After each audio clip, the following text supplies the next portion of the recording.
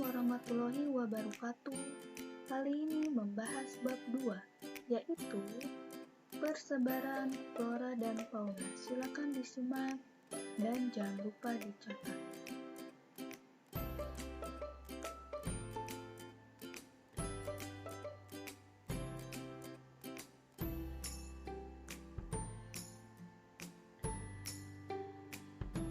Bioma dunia itu ekosistem flora fauna. Ada taiga, ada tundra,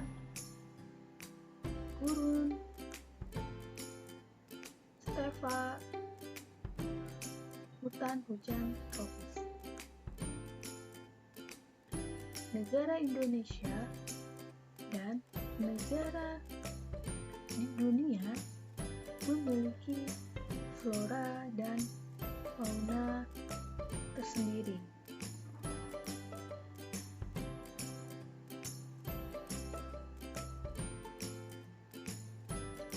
Indonesia dan negara di dunia memiliki persamaan dan perbedaan flora fauna.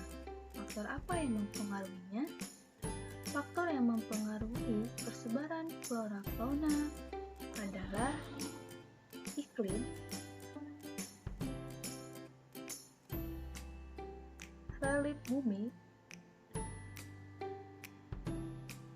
edafik atau tanah, makhluk hidup dan manusia. Pertama, ada faktor iklim. Terdiri dari temperatur udara, kelembapan udara, angin, dan curah hujan. Suhu udara adalah tingkatan panas atau dinginnya di suatu daerah. Dipengaruhi oleh lintang, tinggi rendah, wilayah, sudut datang sinar matahari, dan vegetasi. Sehingga wilayah pantai dan wilayah pegunungan memiliki suhu udara yang berbeda. Selanjutnya, kelembaban udara. Kelembapan udara adalah terdapatnya uap air di udara. Berdasarkan kelembapan udara, terbagi 4 jenis vegetasi, yaitu vegetasi xerophyta, tumbuhan yang mampu bertahan di daerah kering, contohnya kaktus. Selanjutnya, vegetasi mesophyta, tumbuhan yang mampu bertahan di daerah lembab, contohnya anggrek.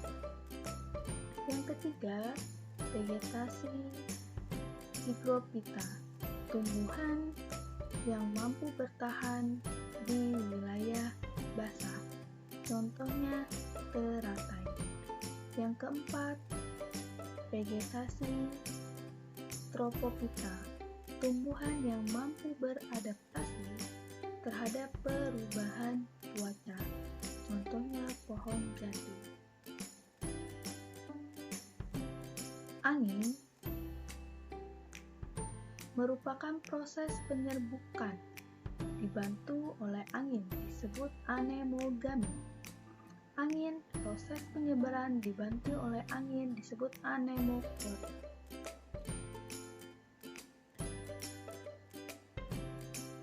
Curah hujan mempengaruhi flora fauna. Banyak sedikitnya curah hujan akan mempengaruhi flora dan fauna. Relief permukaan bumi.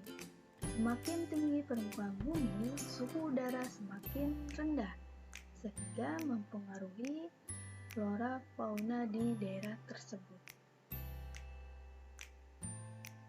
Yang ketiga, makhluk hidup. Manusia sebagai predator yang besar mempengaruhi keberadaan flora fauna. manusia bisa mengurangi dan menambah jumlah flora dan fauna. Yang keempat, edaphic atau tanah. Terdiri dari jenis tanah. Setiap daerah memiliki jenis tanah yang berbeda. Ada aluvial, regosol, lalu ada gambut, dan sebagainya. Dari jenis tanah tersebut memiliki kekuatan dan manfaat yang berbeda-beda. Tekstur tanah, porositas, dan unsur hara. Tekstur tanah adalah tingkat kehalusan tanah. Semakin halus tanah, berarti memiliki pori-pori yang sangat kecil, sehingga kandungan air dan udara lumayan ada. Lalu, tekstur tanah yang relatif kasar dapat menampung air dan udara lebih baik, sehingga sangat bagus sebagai tempat dan tumbuhan untuk bercocok tanam. Selanjutnya ada porositas tanah, yaitu kemampuan air dalam menyerap tanah. Tanah yang padat, maka porositasnya rendah. Tanah yang gembur, porositasnya sangat tinggi. Unsur hara, yaitu banyaknya humus, banyaknya kandungan, sehingga tanaman akan subur.